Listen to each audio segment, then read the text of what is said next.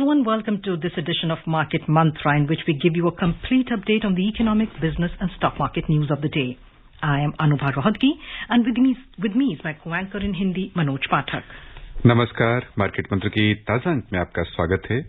आधे घंटे के इस कार्यक्रम में हमेशा की तरह हम देश और दुनिया की चुनी हुई कारोबारी, आर्थिक और शेयर बाजार से संबंधित ताजा खबरों को लेकर हाजिर हैं। हमारे साथ खबरों पर ऑनलाइन चर्चा के लिए आमंत्रित हैं वरिष्ठ आर्थिक पत्रकार पुनीत जैन। पुनीत जी नमस्कार, कार्यक्रम में आपका स्वागत है। धन्यवाद मनोज जी। आइए शुरुआत करते हैं अंग्रेजी में हेडलाइंस से, जिसे लेकर मौजूद हैं Anubha Rohatgi. Thank you, Manoj. At the stock markets, Sensex rises 163 points to cross the 60,000 mark. Nifty gains 41 points to close at a new record high. Finance Minister Nirmala Sitharaman asks tax officials to use technological tools to increase tax compliance. And direct tax collection jumps over 74% to over 5.7 lakh crore rupees till September 22nd in the current financial year. घरेलू share बाजार में लिवाली तेज 163 अंक उछलकर Sensex पहली बार 60,000 के स्तर को पार करके हुआ बंद। निफ्टी 41 अंक बढ़त के साथ अपने नए उच्चतम स्तर पर पहुंचा।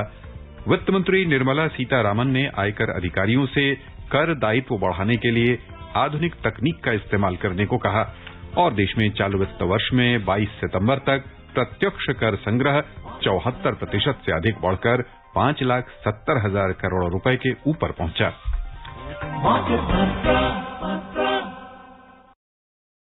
घरेलू शेयर बाजार में आज भी लिवाली तेज रही और सेंसेक्स पहली बार 60,000 के स्तर को पार कर बंद हुआ। बॉम्बे स्टॉक एक्सचेंज का सेंसेक्स कारोबार के अंत में आज 163 अंक बढ़त के साथ अपने नए उच्चतम स्तर 60,048 पर बंद हुआ। उधर नेशनल स्टॉक एक्सचेंज का निफ्टी 30 अंक यानी 0.2% बढ़त के साथ अपनी नई ऊंचाई 17,853 पर पहुंच गया। विस्तारित बाजार की ओर चलें तो मुनाफा वसूली तेज रही और बीएसई मिड कैप इंडेक्स 1.2% घाटे में रहा। स्मॉल कैप इंडेक्स में 0.3% की गिरावट हुई। At the stock markets, the Sensex at the Bombay Stock Exchange rose 163 points or 0.3% to end at a fresh record high of 60,048 today. The Nifty at the National Stock Exchange gained 30 points or 0.2% to another all-time high of 17,853. But the broader market underperformed the Sensex. The BSE Mid-Cap Index dropped 1.2% and the Small Cap Index shed 0.3%. Sectorally on the BSE, the Telecom Index advanced the most, 2.8%. The Realty Index advanced 1.7%. Tech Index added 1.1%. The IT Index rose 0.9% and the Auto Index gained 0.4%. Among declining indices, the Metal Index declined 2.3%. Healthcare Index dropped 1.4%. Basic Materials and the FMCG indices slipped 1.1% each. Power Index and the Utilities indices slid 1% each. Consumer Durables Index fell 0.8% and the Industrials and Oil and Gas Index each ended 0.7% lower. नजर डालें रुपए की स्थिति पर। अंतर banking विदेशी मुद्रा बाजार में $1 की तुलना में रुपया आज 5 पैसे कमजोर होकर 73 रुपए 70 पैसे पर पहुंच गया। Puneet, as we were discussing in our earlier program, Money Matters, of course, like we said, a lot of factors that have, led to this historic and absolutely fantastic rise of the stock markets. But also, like you correctly, corrected me at that point of time, that there are some cautious voices also which are saying that the markets are overheated, valuations are overstretched. So what kind of a correction? And they're predicting a correction. Again, I'm going to ask you for the benefit of our listeners who have just tuned in. How quickly will you, or when can we expect this? Sure, Anubha. So, what I must point out is the fact that markets are on a tear, and this is the fifth week in a row that the markets have gone up. So, and Nifty and Sensex rose almost 1.5 to 2% this week, and if you really look at the way stocks have moved, some of the stocks have gained hugely during this week, particularly realty sector stocks and some media companies. They jumped 20-30% during this week. So clearly the markets are in extremely bullish mode. And like I said earlier, markets continue to work on a very robust economic framework. So going forward, we expect markets to remain positive. But of course, when we have seen such a steep rise, there are in the interim there are corrections. There is profit booking which happens, and there are factors which trigger some kind of a correction. So yes, corrections are possible, and therefore I had kind of said that investors should be cautious. Wherever they are getting very quick and very fast returns, they should book partial profits. They should take some money off the table, but broadly speaking, they should remain invested in the markets. I wouldn't advise that they should exit from these markets right now. And I'm not alone in the sense that I'm taking my cue from experts in the field. Two very well-known names internationally. One, of course, Jim Rogers, who is known as a guru of commodities and stock markets, and he's an authority on Asia. Today itself, he said that, look, India is the hottest stock market in the world. So, after Jim Rogers, Chris Woods, who's head of equities for Jefferies, he also said that he's now increased his weightage for India to more than China and Taiwan combined. So clearly, India is in the sweet spot as far as global investors are concerned. And that is why I feel that markets are looking good. Of course, again, I would say that investors should be cautious and they should keep booking profits regularly. That's what I really meant earlier. Puneet जी, 50,000 के आंकड़े के आसपास बाजार कई बार कह लें कि ऊपर नीचे होता रहा। इसी तरह 52 से 53,000 के आंकड़े के आसपास भी लंबे समय तक ठहराव देखना पड़ा, लेकिन उसके बाद से कुलांचे लग गए, पंख निकल आए हैं बाजार को और 60,000 के आंकड़े पर धमक के साथ पहुंच रहे हैं हम।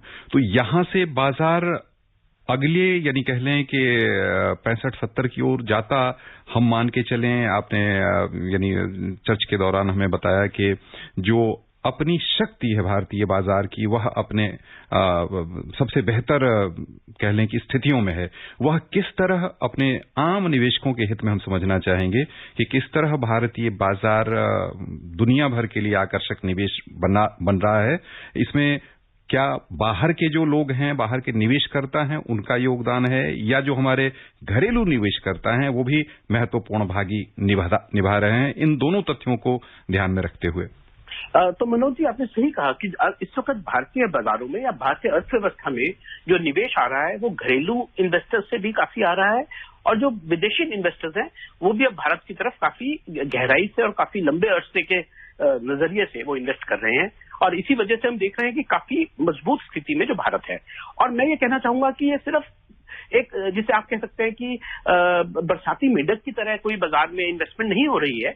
अगर हम भारतीय अर्थव्यवस्था की फंडामेंटल्स को देखिए सबसे बड़ी फंडामेंटल होता है अर्थव्यवस्था की करेंसी।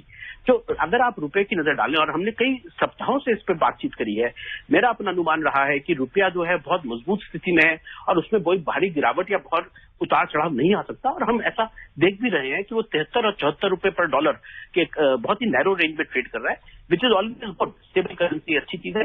भारत आज विश्व में 5वां सबसे बड़ा देश है जहां पर फॉरेन एक्सचेंज रिजर्व हैं। तो ये एक बहुत मजबूती को दिखाता है भारत की।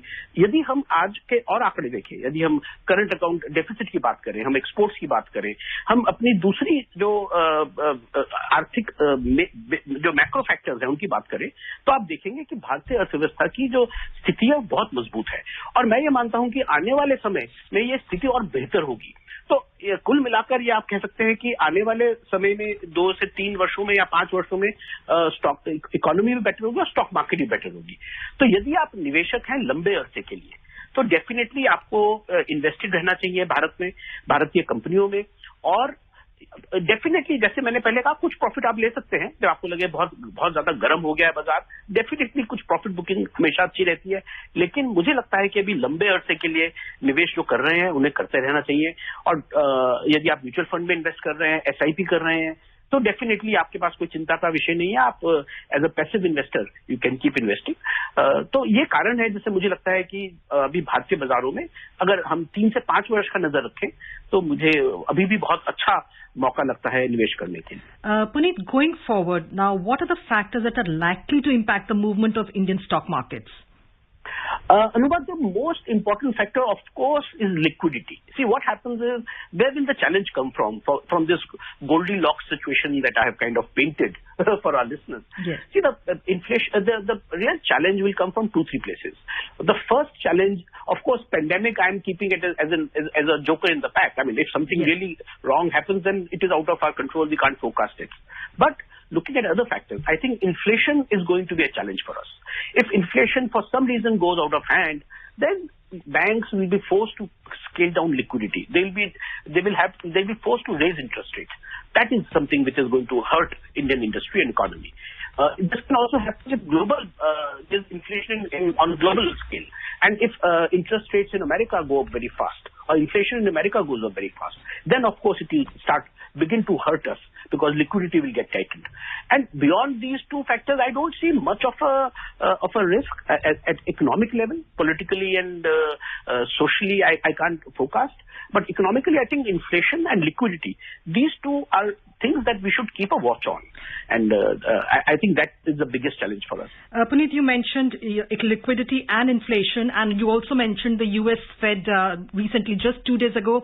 The U.S. Fed said, that it kind of gave an indication of how soon it will start its tapering process, and also an indication of when it, when it plans to increase the inflation, the interest rates, not inflation, sorry, the inflation rates. Now, given the fact that the U.S. Fed has given us an indication, do you think, can we expect the RBI to follow suit and give some indication on how long it will continue to support the economy and thereby, affecting the markets and the overall? So, right, Anubha. So there is a link between what the US Fed does and what the RBI will be forced to do in a sense, because US Fed kind of drives the markets worldwide. US Fed has said that they will start tapering, that is, they will start reducing liquidity injection by the month of November, which is sooner than what we expected. But by November, they will start reducing bond purchases, and by middle of next year, they will practically stop bond purchases.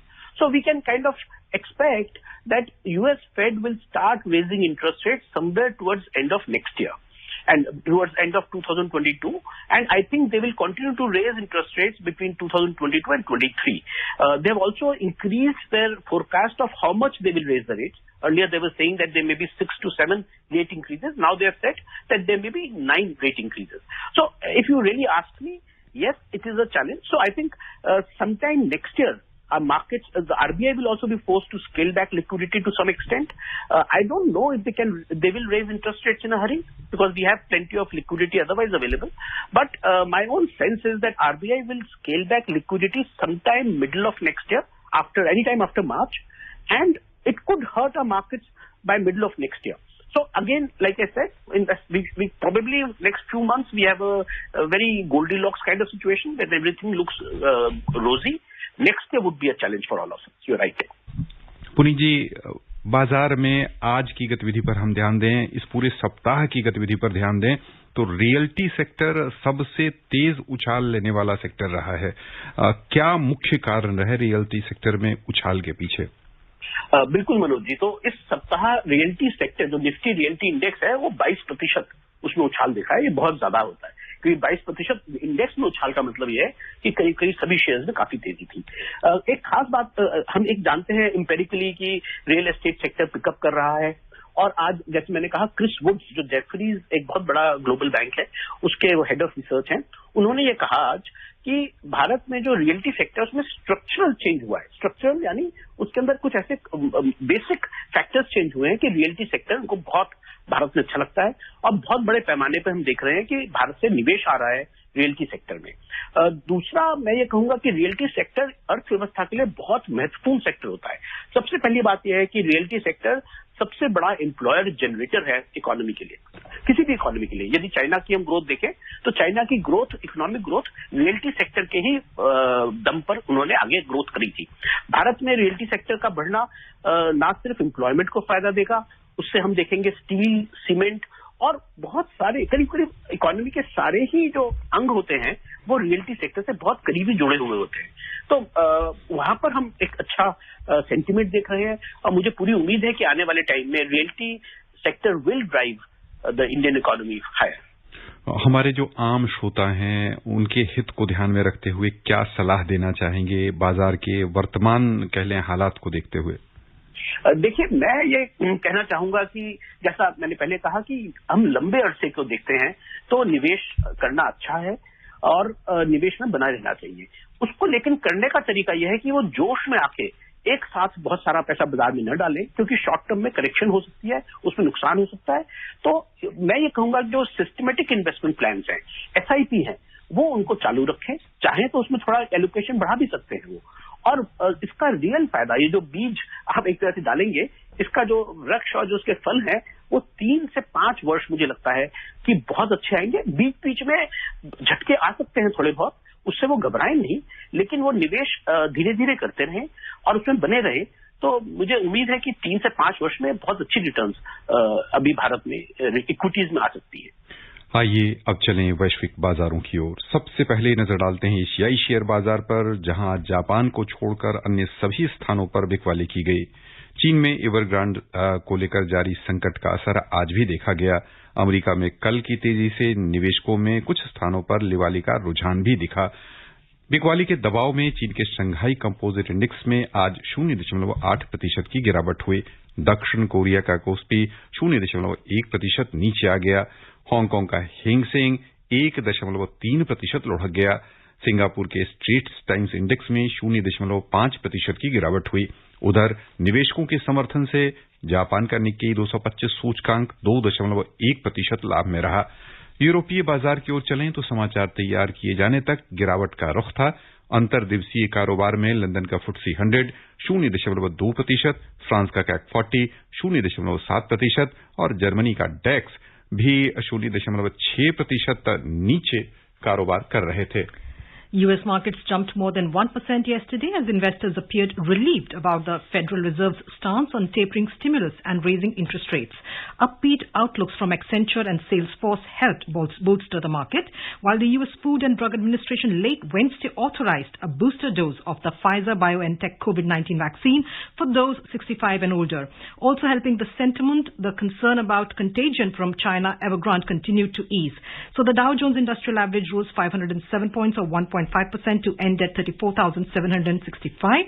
The S&P 500 climbed 53 points or 1.2% to close at 4,449, and the Nasdaq Composite added 155 points to end at 15,052. Puneet, a very quick comment I would like to take from you here. The Asian markets we saw mostly traded lower today, and the foremost reason for this is the debt crisis that is engulfing the Chinese realty firm Evergrande. Now, coupled with the regulatory crackdown by Chinese authorities on gaming and tech firms in the past, do you think India can benefit from these developments in terms of foreign investments even more than what we're getting right now? Absolutely, Anubha. And you pointed out correctly. The Evergrande crisis in China is not just about this company, which is, of course, the largest real estate company. They have a debt of roughly $300 billion, and they are going to default because they will not be able to service this debt nor repay their investors. And it is symptomatic of a larger problem with China now. What is becoming clear is that China has this huge debt overhang, not only over one company, but I think across sector. And China will have to really bite the bullet and swallow the bitter pill, so to say, and to clean up this mess. And China, of course, was darling for foreign investors in terms of bond investments, in terms of equity investments, and those are starred. And I think India will benefit as a spillover. In fact, interestingly, if you see, today most of the Asian markets fell because they are very closely linked to Chinese economy. But Indian economy is not linked to China. So therefore, if you see, the markets are already telling us what is happening. The markets are telling us that all the smaller Asian countries or economies or markets which are closely linked to China, they are getting hit, while markets like India, which are not dependent nor linked with China, they have benefited. They have gone up today. So I think market is already giving us that message, and I expect this message to get amplified over the next many months. Puneet जी, यहाँ पर एवरग्रांड संकट पर ही थोड़ी सी चर्चा को हम आगे बढ़ाते हुए समझना चाहेंगे कि एवरग्रांड से क्या सीख भारतीय बाजार को लेने की जरूरत है, और दूसरा ये क्या हमारे कुछ सेक्टर को, जो कह लें कि यानी वहां का ये प्रॉपर्टी का सबसे बड़ा प्लेयर है, तो उसके नीचे आने से क्या हमारा जो कह लें कि उनके यहाँ कुछ बहुत सारी धातुएं हो सकती हैं जिनकी आपूर्ति से जुड़ी हुई हमारी कंपनियां हो सकती हैं, उन पर असर पड़ सकता है?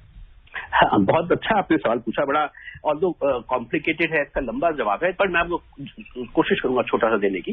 देखिए, एवरग्रांड ने हम जो लेसन वो चाइना अब सीख रहा है, वो लेसन हम सीख चुके हैं एक प्रकार से, क्योंकि ये लेसन ये है कि बहुत ज्यादा अगर आप लोन लेते हैं और डेट के ऊपर बेस करके ग्रोथ को रखते हैं तो आपको उसकी भारी कीमत चुकानी पड़ती है।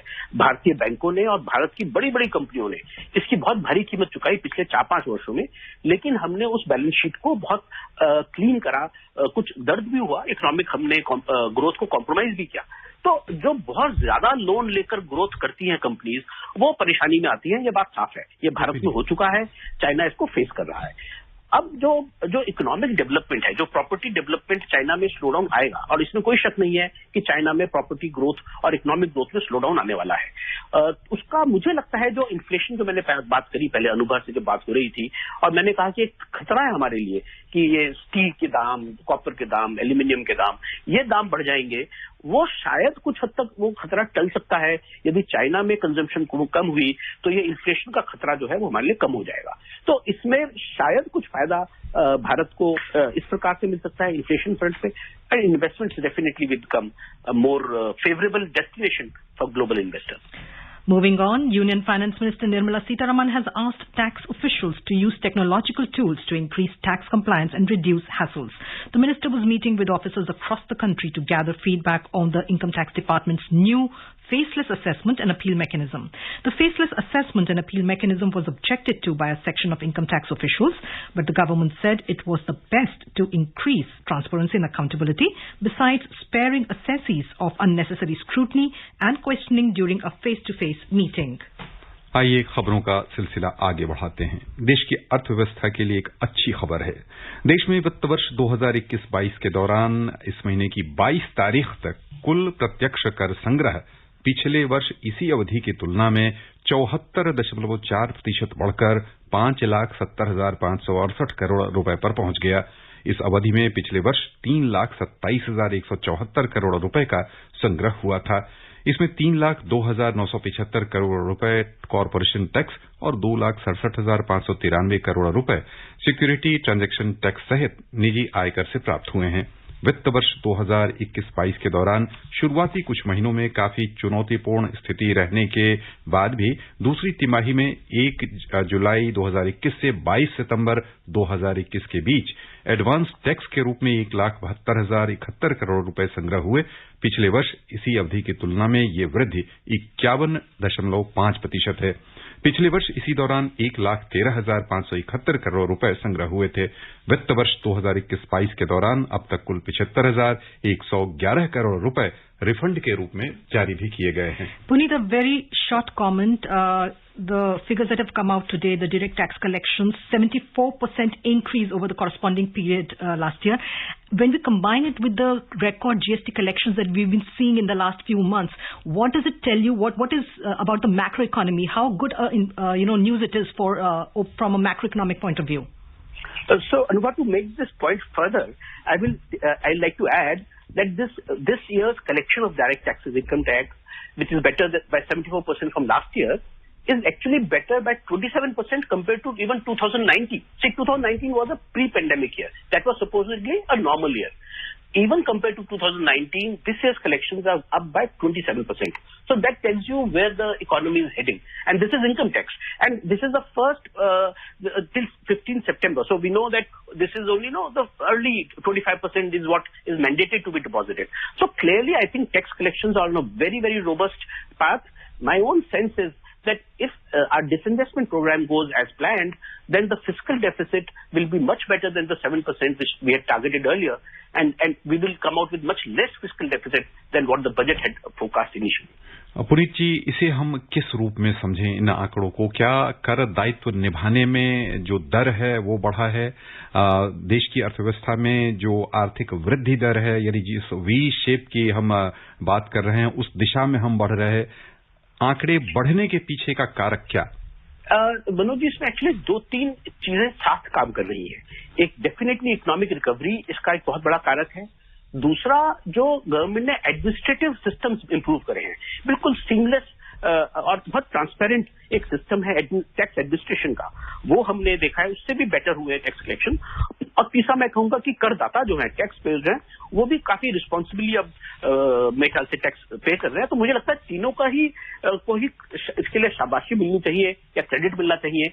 ये तीनों ही चीजें हैं जिससे हम, और नेट रिजल्ट देखिए सामने है, हम कुछ भी कहें, जो the proof of the pudding is in eating. तो फैक्ट ये है कि टैक्स कलेक्शन बेटर है, तो क्लियरली ये तीनों चीजें हैं जी। Moving on, India today signed a contract with Airbus Defence and Space Company of Spain for acquisition of 56 C-295MW transport aircraft for the Indian Air Force. The Defence Ministry signed the contract with Airbus Defence and Space. It also signed an offset contract with the company. It is the biggest military order placed with the private sector and is a deal to manufacture new transport aircraft for the Air Force. The 22,000 crore rupees deal is part of a series of initiatives to promote the private sector and break the monopoly of state-owned entities in defense manufacturing. Puneet, a very quick comment on the importance of this particular deal. So, like you said, this is the first major deal where private sector is involved, and Tata's are partnering Airbus Industries in this 22,000 crore deal. Most of the aircraft will actually be manufactured in India, and it will develop the entire ecosystem of aircraft manufacturing in India. So I think it is not only the fact that defense gets a big leg up, a private industry like Tata Group, they will get a big benefit from this.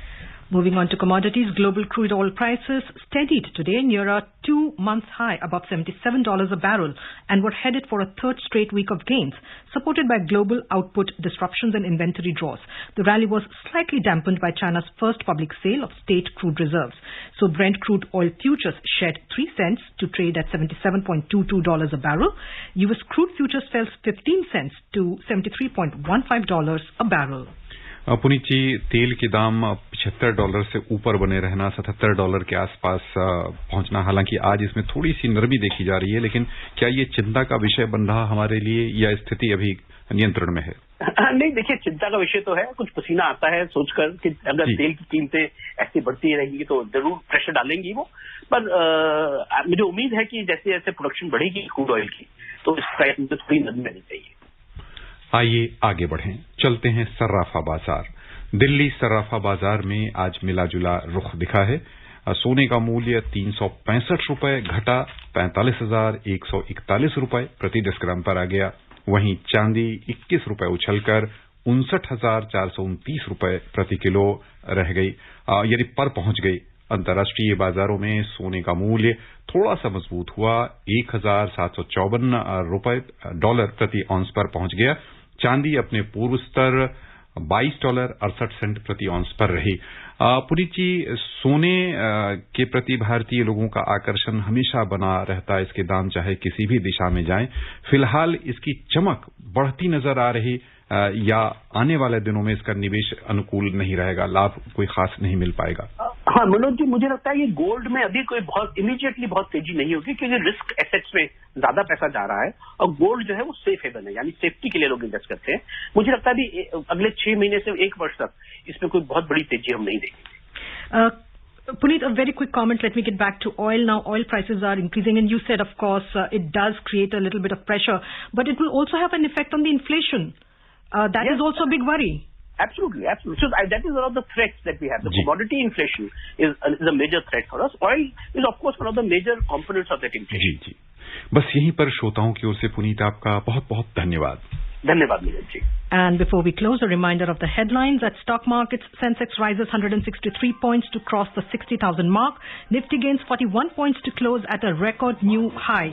Finance Minister Nirmala Sitharaman asks tax officials to use technological tools to increase tax compliance. And direct tax collection jumps over 74% to over 5.7 lakh crore rupees till September 22nd in the current financial year. And that's it in this edition of Market Mantra. We'll meet you again tomorrow at 3 p.m. with Money Matters. Till then, namaskar.